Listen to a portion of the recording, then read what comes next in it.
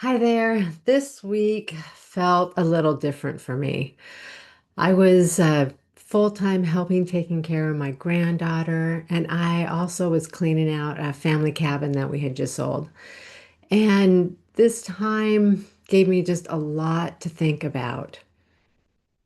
Why is it that some of the most capable, successful people end up feeling lost in their work? Because it doesn't happen at the very beginning. At the beginning, you're building, you're focused, you're figuring everything out. You've got a forward movement. You want to see what you're capable of. And that part all feels really, really good. And then you reach a point at some time, maybe it's a year down the road, or maybe it's 20 years down the road, where you reach a point where you've built it. Your career works, your business works, you know what you're doing, you have a good reputation, but instead of feeling settled and wanting to continue to move forward, you feel a little bit off, just a little bit off. It doesn't come from a place of failing. You're not failing at your work or your business. It comes from awareness. When you're starting to realize that something about what you're doing just doesn't fully match who you are anymore.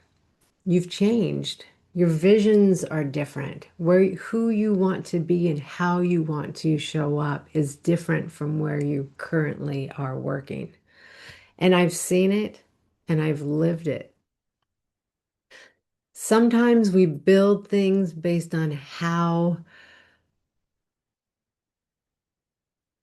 basically, we build businesses and we keep working because that's what we know what to do, not necessarily who we are.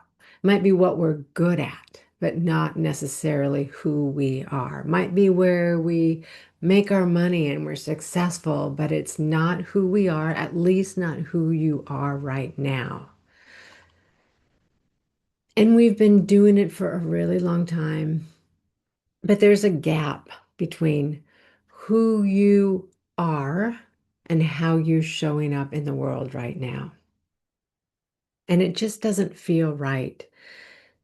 And I know this, like I said, because I've been there. I worked for so long at a sales position, building up a customer base, building clients, making good money.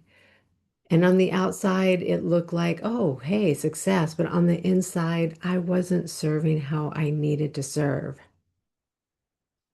But the thing that really hit me was I didn't know how I wanted to serve.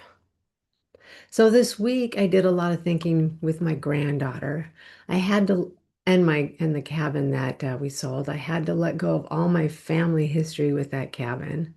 And at the same time, be really present with a 3-month-old baby granddaughter, which is bringing so much joy. It's just a different time in my life.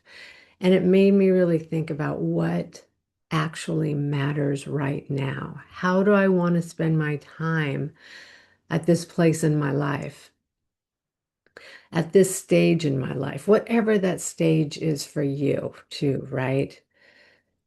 It's uh, it's kind of a place where there's a gap between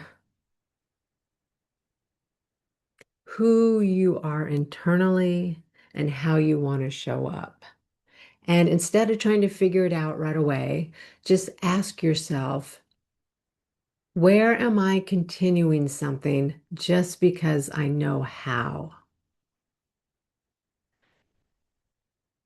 And where does something inside of me want something different, even if I don't fully understand it yet? And you don't need the answer today. Just noticing it is the first step for you. It's noticing that something's not quite aligned with how you want it to be. You're not expressing yourself fully um, in the way you want to show up. A lot of capable people reach this point.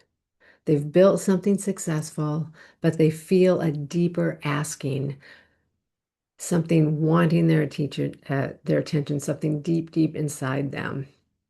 And they don't always know what that means. They don't always know what to do with that. So it's kind of a lost feeling. That's the process I help people work inside the Soulful Work Connection Method, which is an online course that I put together for people like me who know they want to do something different but aren't quite sure what that is. If that resonates with you, I'll put the information below. Otherwise, I want you to just have a great, great day and start thinking about and spending time with yourself and sorting through how you're showing up and how you want to show up in your work. Cheers. Have a great day.